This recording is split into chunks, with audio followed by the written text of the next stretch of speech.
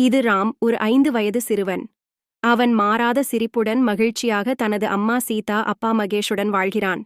ராம் ஸ்பைடர்மேனின் மிகப்பெரிய ரசிகன். அவன் ஸ்பைடர்மேன் படம் வரைந்து வீட்டின் எல்லா திரைகளிலும் ஸ்டிக்கர்கள் ஒட்டிக் கொண்டிருக்கிறான். ஒரு நாள் ஸ்பைடர்மேன் அவனை காப்பாற்றுவான் என்று நம்பி ராம் வீட்டின் மாடியிலிருந்து குதிக்க முடிவு செய்கிறான். ராம் குதிக்கும்போது மகேஷ் அவனை காப்பாற்ற முயற்சிக்கிறார். ஆனால் ராம் கீழே விழுந்து காயமடைந்தான். அவசரமாக ராமை மருத்துவமனைக்கு கொண்டு சென்றார்கள். மருத்துவர் அவனை 1 வாரம் அனுமதிக்கச் சொன்னார். ஸ்பைடர்மேன் அவனை காப்பாற்ற வராததால் ராம் மிகவும் கவலையாக இருந்தான். அவன் உணவு மற்றும் மருந்துகள் எதையும் எடுக்கவில்லை.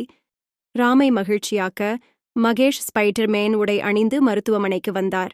ராம் தனது கண்களால் நம்ப முடியாமல் சந்தோஷமாக புன்னகைத்தான். மகேஷின் நடிப்பில் ராம் உணவையும் மருந்துகளையும் எடுத்தான். வீட்டிற்கு திரும்பியபின் ராம் மகேஷிடம், "நீங்கள் ஸ்பைடர்மேன் ஸ்டண்ட் ஒன்றை காட்டுவீர்களா?"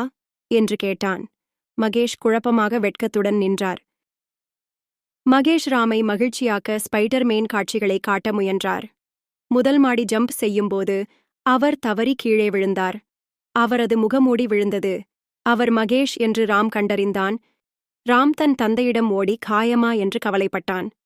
அப்பொழுது சீதா மற்றும் மகேஷ் ராமிடம், "ஸ்பைடர்மேன் உண்மையல்ல, படம் மட்டுமே" என்று சாமர்த்தியமாக புரிய வைத்தனர்.